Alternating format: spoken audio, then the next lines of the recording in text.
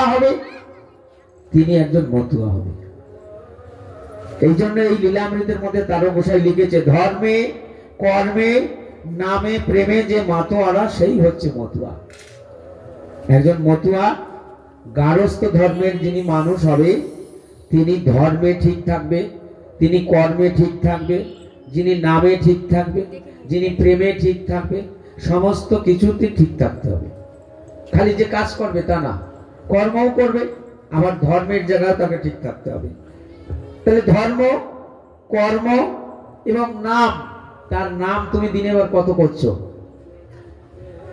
কতবার তুমি তার নাম জপ করছো?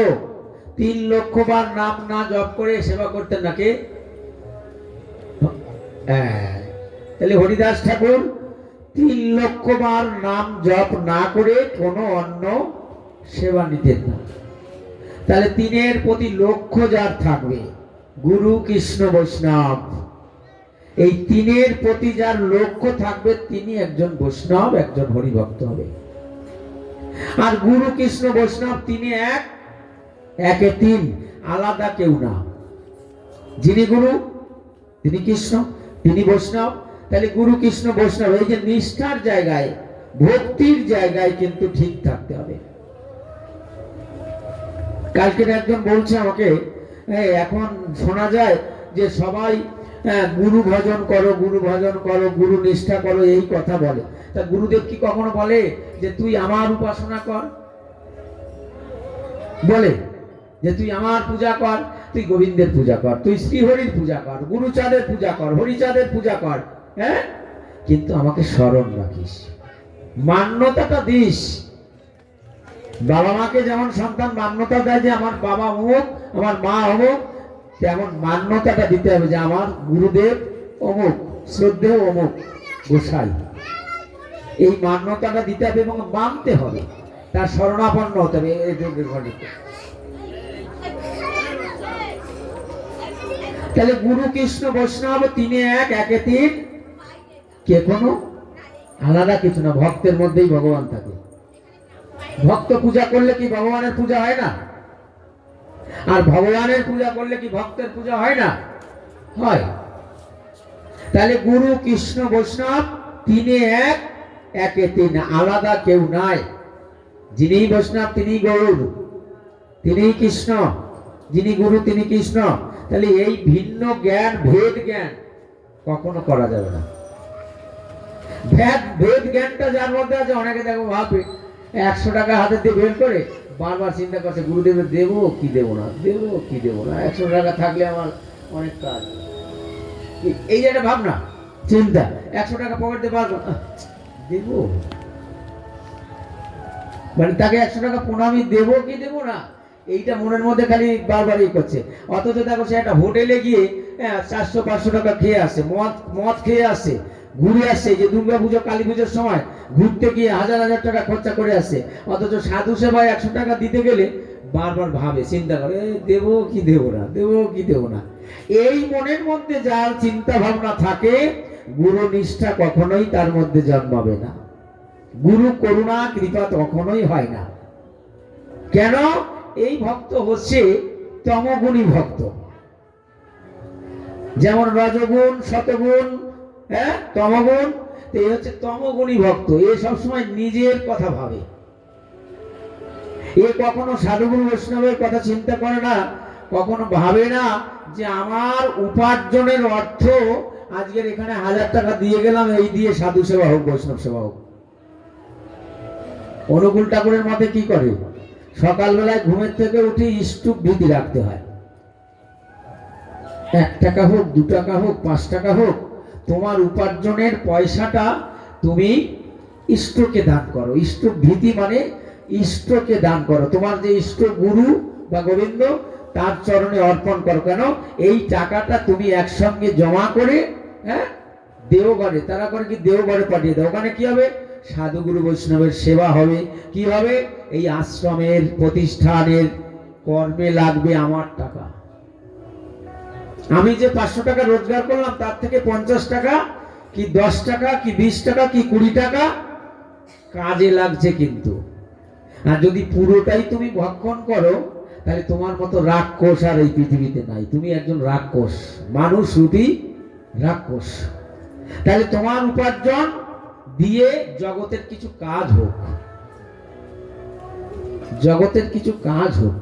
আমাদের হরিচাঁদ ঠাকুরের মতে শান্তিমা বলতেন, হরিচাঁদ ঠাকুর বলতেন, তুমি প্রত্যেক দিন যে সেবা করো তার থেকে এক মুষ্টি চাল তুমি আলাদা করে রেখো। যদি পারো একটা টাকা তুমি ঘট করো, একটা লক্ষ্মীর ঘট বা শান্তিমায়ের ঘট করো, সেই ঘটের মধ্যে রেখে দাও। ওই টাকাটা বছর শেষে যখন হবে তুমি সাধু সেবা দাও, ঠাকুর বাড়ি দাও বা গুরুধামে দাও, ওই টাকাটা দিয়ে ভালো কাজ হবে। কে তাহলে তার করুণা থেকে আমি বঞ্চিত হলাম না। আপনি যদি 1 টাকা এখানে দান করে যান, আপনিও অংশীদার হলেন এই মহোৎসবের। দেখেছেন, 1টা টাকা যদি আপনি এখানে দান করে যান, 1 টাকার জন্যই আপনি এই মহোৎসবে একজন অংশীদার হয়ে গেলেন। একটা জমিতে যদি 5টা ওয়ারিশাল থাকে, তাহলে 5 জন অংশীদার হলো কিনা? তাহলে এই মহোৎসবটা হচ্ছে কি আমার একার ব্যক্তিগত মহোৎসব হচ্ছে? এখানে হাজারো ভক্তের 1000 টাকা হয়তো দেওয়া আছে, কেউ 2 টাকা, কেউ 5 টাকা, কেউ 10 টাকা, কেউ 5 কেজি চাল, কেউ 1 বস্তা আলু। এই যে আমার একজন গুরু ভাই আজকে বলছে, আমি 1 বস্তা আলু দিলাম। এই যে আমাদের সবজিওয়ালা দাদা, দিলীপ দা বলছে আমি 50 কেজি কুমড়ো দিলাম। এটা কি আমাকে দিচ্ছে? এটা ভক্ত সেবায় দিল, সাধু সেবায় দিল। ভক্তরা সেবা করলে তার গৃহে মঙ্গল হবে, তার ধনবৃদ্ধি হবে, তার আয়ু বৃদ্ধি হবে, তার যাতে সংসারের সবাই ভালো থাকে, মঙ্গল থাকে, সেই জন্য সে কিছু অর্থ দান করলো। হরিবল। তাহলে দান না করলে কখনো তোমার অর্থ শুদ্ধি হবে না, এটা জেনে যাও। তুমি যে অর্থটা দান করছো, এই দানের উপরে তোমার অর্থটা শুদ্ধ হবে। যেমন তোমার দেহটাকে তুমি গুরুচরণে দান করলে দেহ শুদ্ধ হয়, দেহ পবিত্র হয়। কখন?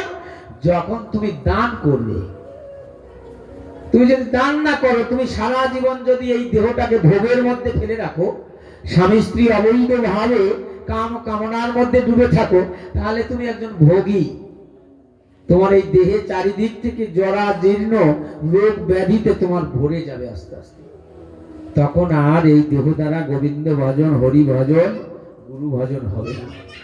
এই জন্য শাস্ত্রে বললেন,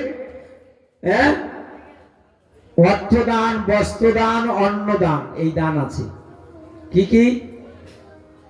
নাম দান, বস্ত্রদান, অন্নদান। যেমন আমাদের লক্ষ্মীখালীর গোপাল সাধু ছিল। এই গোপাল সাধু সিধা মোড়াকান্দিতে যখন যা প্রয়োজন হতো উনি দান করতেন। কেন? ওনার অনেক সম্পত্তি ছিল। তাই গুরুচাঁদ ঠাকুর যদি কখনো কোন রকম কোনো অসুবিধায় পড়তেন, গোপাল সাধু এসে বলতেন, বাবা তোমার লক্ষ্মীখালী আর একটা বাড়ি আছে, কখনো ভাববে না, চিন্তা করবে না, আমি আছি, তোমার যখন যেটা প্রয়োজন হবে আমাকে বলবে।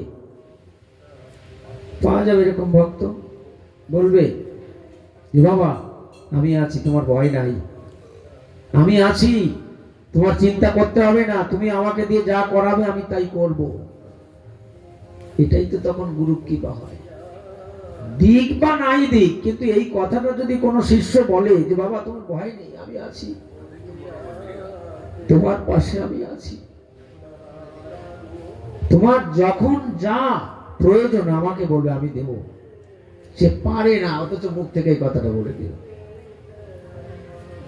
বিচারণ ঠাকুর, গুরুচাঁদ ঠাকুর যখন যে কথাটাই বলতো সেই কথাটাই পালন করতো। দেখো গুরু বাক্য। একজনকে আমি হয়তো 10 বার ফোন করছি, হয়তো কোনো ছেলেকে 10 বার ফোন করলাম, সে ঘুরি আমাকে 1 বার ফোন করে না, এরকম ছেলে আছে।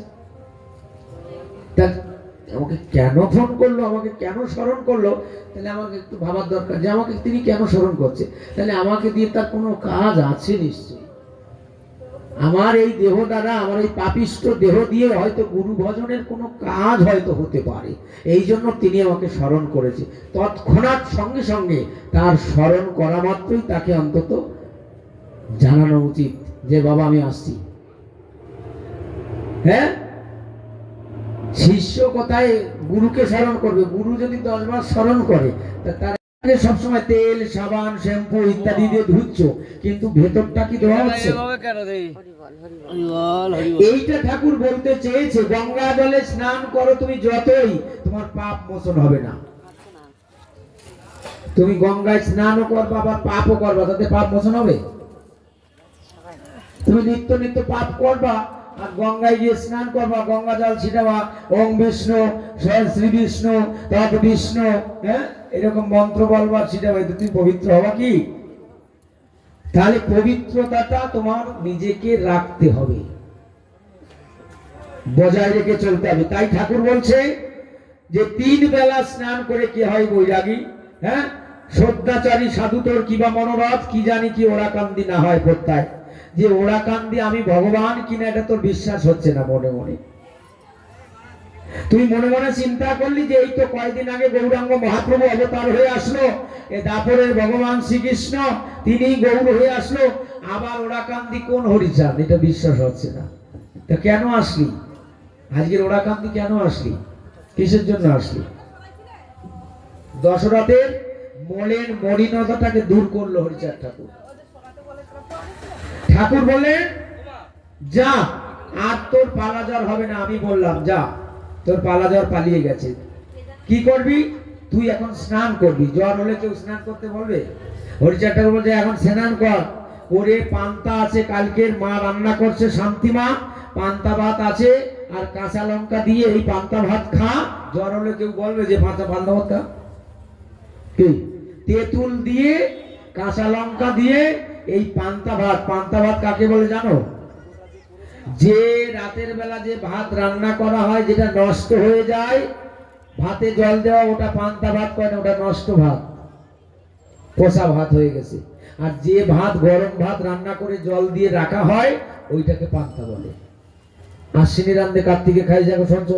তাহলে পান্তা ভাত করে রাখে কি, গরম ভাত রান্না করে তাতে জল দিয়ে রেখে দেয়, ওইটা হয় পান্তা ভাত। ওই পান্তা শান্তিমা সকালবেলায় দশরথকে দিলেন যে দশরথ খাও। আর মানুষের জ্বর টর হলে মুখে রুচি থাকে না, আর তেঁতুল আর কাঁচা লঙ্কা যখন দিল, পান্তা ভাত মাখালো, এখন মুখে এত রুচি, পেট ভরে খেয়ে নিল। খাওয়ার পরে আস্তে আস্তে তার জ্বর ভালো হয়ে গেছে। ঠাকুর বলছে যা দশরথ, আর তোর 3 বেলা স্নান করতে হবে না, দাদু সঙ্গে তিলক করতে হবে না, আর তোর লাঠি ধারণ করতে হবে না, আর তোর ডোর কৌপিন ধারণ করতে হবে না, মালা জপ করতে হবে না, জয়ের ডঙ্কা বাজাবি, হরিনাম করে বেড়াবি, দেশ দেশে তুই হরিনাম করে বেড়াবি, আর তোর কোনো আচার আচরণ মানতে হবে না আজকের থেকে। যা। কি আচার আচরণ মানতে গেলে সময় লাগে না? আমরা সংসারী মানুষ, সকালবেলা থেকে যদি তুমি একটার পর একটা আচার আচরণ মানতে থাকো, তাহলে তোমার কাজ করবা কখন আর ভজন করবা কখন? তাই সংসারী মানুষকে পথ দেখালেন হরিচাঁদ ঠাকুর, যে তোমার চরিত্রটাকে পবিত্র রেখে তুমি হরি নাম করো, কৃষ্ণ নাম করো। হরি বল। কহ শুনি মন কথা, বুঝি তোর মন প্রকাশিয়া বল, শুনি ওরে দশরথ শ্রদ্ধাচারী সাধু তোর কিবা মনোরথ, কি জানি কি ওরা কান্দি না হয় প্রত্যয়, কথা কারো হরি এলো ওরা কান্দি গায়, নদীয়াতে গৌর রূপে গোলক বল্লভ, ওরা কান্দি জন্ম তার কিসে অসম্ভব, মিল হইনু কর্ম হইনু বরাহ নৃসিংহ, তা হতে কি হীন হইনু নয় নর দেহ, মা তাকে করার দিন